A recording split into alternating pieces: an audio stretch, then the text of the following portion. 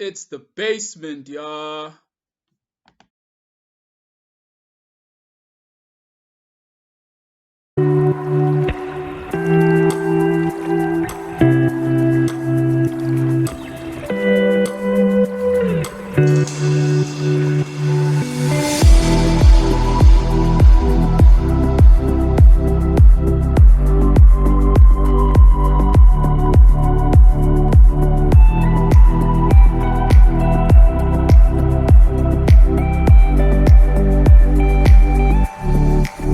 Welcome back to the Revolution Basement. Again, it's your boy MT. It's all love, no choice. Um, Welcome to another video, man. You guys are not subscribing and you're not watching. Don't again. Don't get ahead. This is dope content and it's very helpful, potentially life changing.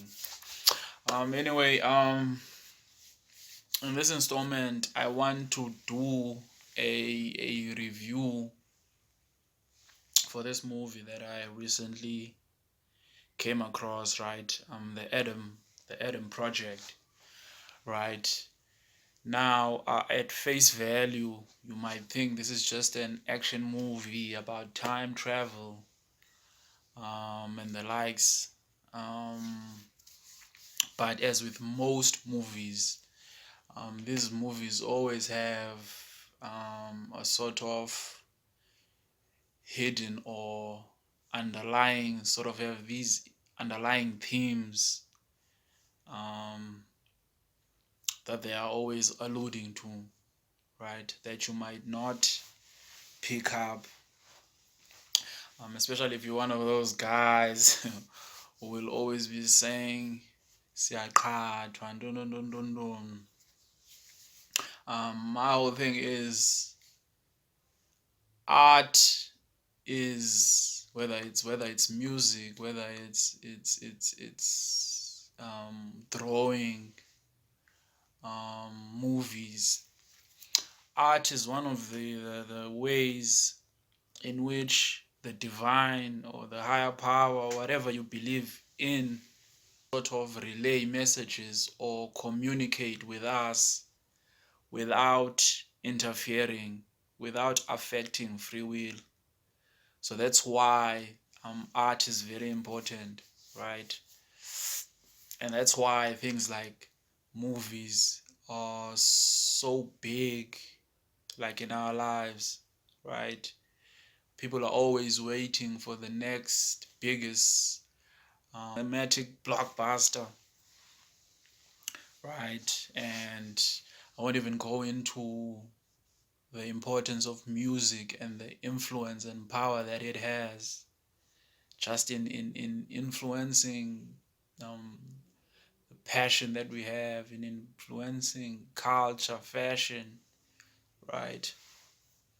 We can go into the new piano wave, the influence that it has had recently just in pop culture, right? And I can go on all day about the importance of culture, right? So this review, I'll be looking at the Adams Project, right? So as I said, at face value, you might think this is just a movie about time travel and it's an action movie, right? And there isn't anything deeper than that, and you would be wrong, right? Well, first and foremost, this movie has a very great cast. In the lead is Ryan Reynolds, right? Who plays the lead. He plays Adam Reed, who's the lead, right? And he's the older version of Adam Reed. The cast also includes Jennifer Garner, who's their mother, who's Adam's mother. It also includes Mark Ruffalo. He's the guy who plays the Hawk in the MCU, in the Marvel Cinematic Universe. He plays Bruce Banner. And also one of my favorite actresses of all time, Zoe Saldana, who plays Adam's wife, right? Zoe Saldana. She's the actress who plays Colombiana. She's also Neytiri in the movie Avatar. She also plays Gamora in the MCU, the Marvel Cinematic Universe, right? So an incredible lead cast, I mean. This movie I felt it's important to break it down. Is, as I said, it has these hidden themes that you might not pick up on.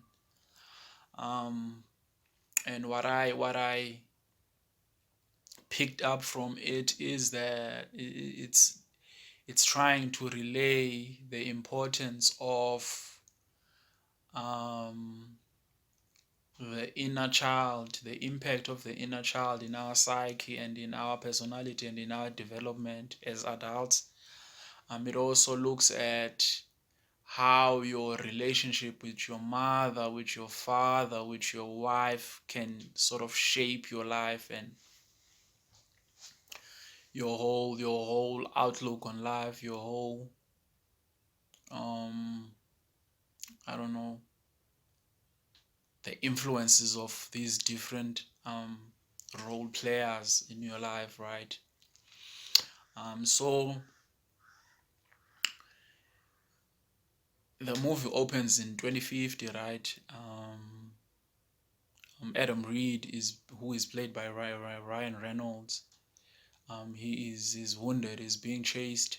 He's in a jet. He's being chased by Sorian, who's like the villain of the movie, right?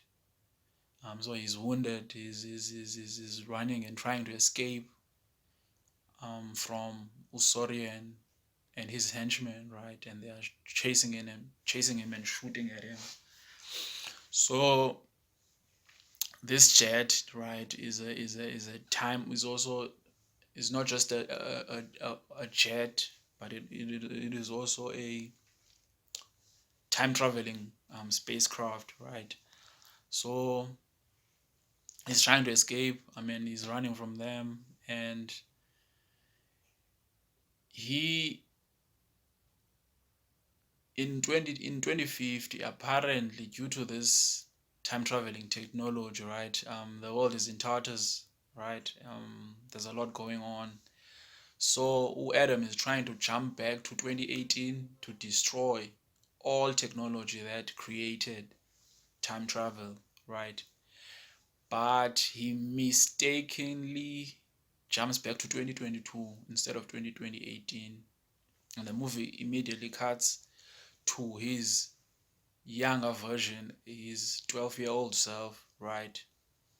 And also this same Adam Reed is at school and he's running and he's being chased by his bullies, right? So the younger version of Adam Reed is this scrawny, small framed body, 12-year-old, right? Who is asthmatic. He has asthma, and he gets bullied and picked on. But this is because he's a smart ass. He's a smart ass, and he has this big mouth, right? He always has something to say, and people hate that, and people hate that, right? So he always gets picked on, and mind you, children or boys in his age group are slightly bigger than him, right? So they always picking on him and beating him up, right? As we can see from his opening sequence in the movie, he's being chased down the hall, and they catch up to him and they beat him up, right? So This then this all play at time travel. You can see that, okay, in this guy's waking life in 2050, his life is in tatters, and he has to go back in time to start fixing his life, right?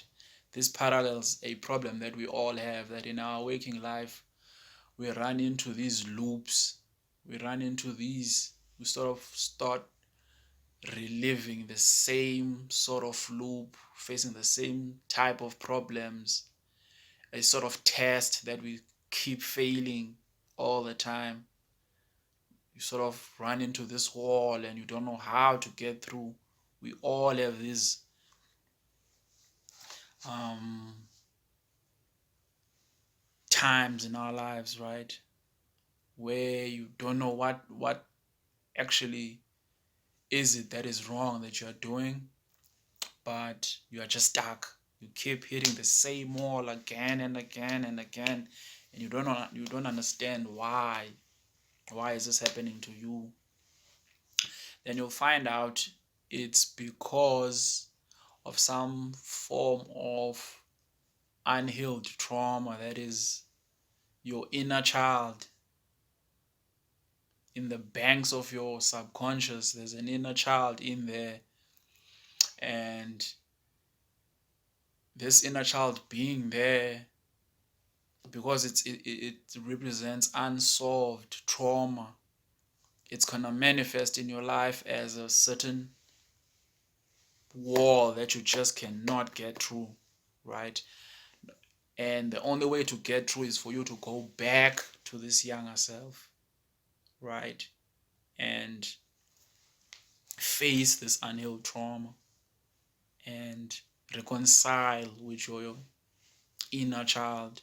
Because your inner child, we all have this inner child. All of us have this inner child. The inner child comes as a result of the first couple of years, the first seven to about 10, maybe for others to even 12 years, right? Remember, as a child, you function at the theta wave brain waves, right? So all your memories and all your interaction with your environment is fueled by emotion. There's a lot of emotion in whatever. If you are happy, you are happy. If you are sad, you are extremely sad. If someone disappoints you, you're gonna feel that disappointment to the core, right? And hence a lot of experiences with that we go through as at this tender age will always tattoo themselves in our psyche, right?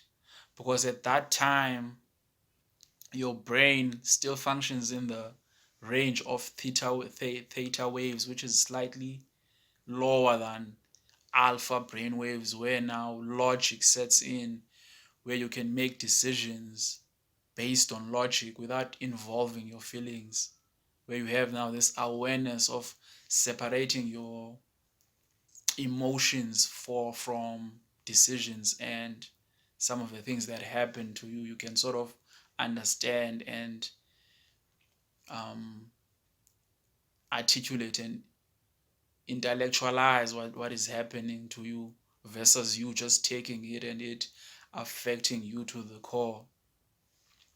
An example I can also make that can sort of articulate and show this, the impact of what happens to you that forms this inner child.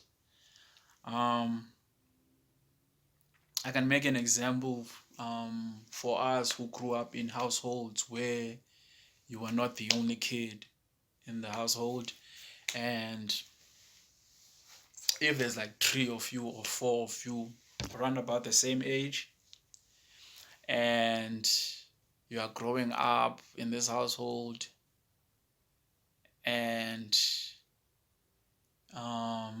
it's a circus in here because you are all kids, and kids at that age, um, um, they busy, they get busy, kids at that age, and as a result things in the household are gonna go missing. Things in the household are gonna get broken, right? The things are gonna get damaged in the household at that age, especially if you are in a group of more than 2, 3 kids, run about the same age. You all are rascals. You are in this state of discovery, and you are looking at the world at these virgin eyes, and it's exploration from sunrise to sunset, right? Now, what can happen in such situations is, if, for instance, your granny has this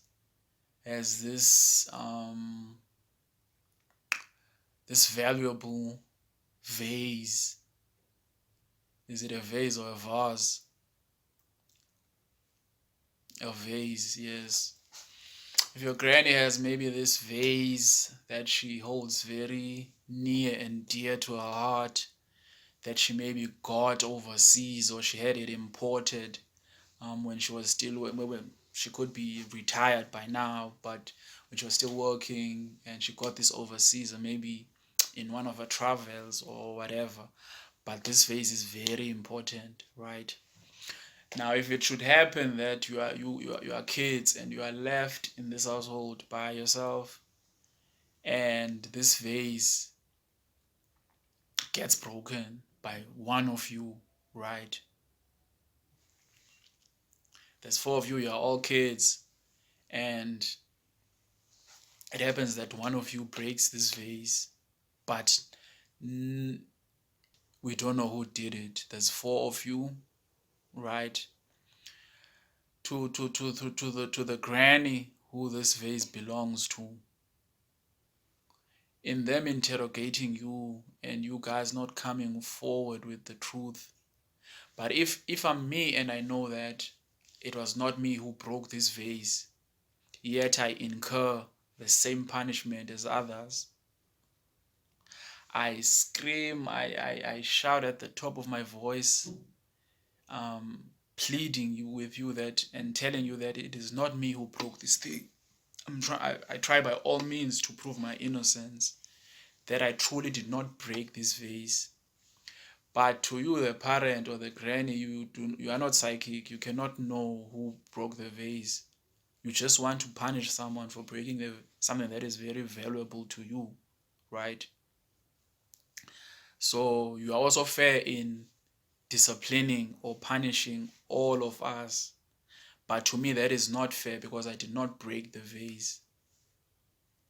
And as much as I tried to prove my innocence, that I did not break this vase, you are not thinking in terms of me personally. You are thinking in terms of you and your vase that was broken. Fair enough. But it is unfair to me to have to incur punishment for something that I did not do, right? So now I'm here being punished for something that I did not do, but by virtue of me being a kid, and I've cried and tried my best to prove my innocence, right? But I end up being punished, and as I'm being punished, I have this feeling of, this is not unfair. This is so unfair. This is not fair. Why am I being punished? I'm crying inside, not just crying outside, but I have all these heightened emotions of just how fair this whole situation is. I'm being punished for something I did not do. And try as I did to prove my innocence, I still got punished, right? Now, this is happening to you as a kid. You are 7 years, you are 8 years, you are 6 years, it doesn't matter. But those feelings, remember, at that stage, your memories are attached to feelings, because you function at the theta waves level of functioning, right? So all your memories are tattooed with emotions that you felt at that moment. So when you are getting punished and you have this feeling of this is so unfair, and you are pissed to the core, being punished for something you did not do. That's gonna stay in your psyche, right? And as you grow up, you might forget it, but it's still gonna be there in this inner child. So 30 years later, whenever you get accused of something that you did not do, it is always gonna bring back. It's always gonna trigger you. You're not gonna understand why it triggers you so much um to be accused of something you did not do. This is now like decades later. You are now an adult, right? But whenever someone like you and your whole disposition, if something like that, remember, if you are kids and you are growing up, this is gonna take years, right? In the 3-4 years that you have grown up, and as kids in the same age, this is gonna happen more than once, where you are always incurring punishment for something that you did not do. Other kids do something, and you all end up being punished for something that you did not do. So this is gonna create this thing within you of always trying to prove your innocence, this disposition of trying to prove your innocence, right, as you grow up, right? So whenever you meet people, whenever you interact with people, whenever you in the workplace, wherever, in your businesses or in whatever where you work, you will most likely be in the innocent of things. If there's a group of you and this group always try to do silly things and do illegal things, you most likely not gonna be, or you most likely not gonna want to be part of that, right? And whenever you are being accused of something that you did not do, it's gonna trigger this response from you, this harsh, irrational response from you, right? Because it's deep within your psyche, and it always comes with these emotions that you do not know where they come from or why it's a trigger to you. But it's that inner child from way back when you used to be beaten up and punished and incurred punishment that was not deserved, right? So it always triggers this ferocious response from you whenever someone accuses you of something that you did not do, right? So that's what the inner child is. And it's very important in this movie, as you will see that as the older version of who Adam starts interacting with his younger self, you can just see his younger self. His younger self is this smart mouth, loud ass mouth, smart ass, who always has a response, right? But then the older version is more muscular and less smart mouthy than his younger self. I don't want to make this video awfully long, right? When I just spark a doobie when you watch this movie for the first time, and just sort of have at the back of your mind all these psychological themes. When you watch the movie, you'll be able to pick them out. Inner child, issues of abandonment, and so forth, right?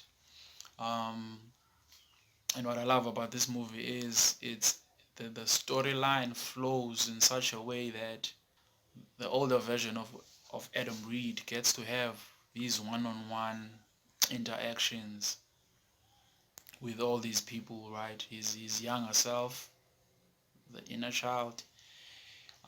He gets to watch his younger self interact with their mother, right? And he gets to see just how horrible and hard he was on his mother at that time, right? Because at that time they were both grieving the passing of their father, right, in 2022. And the younger version of Adam was so horrible to his mother. It was so hard on her, right?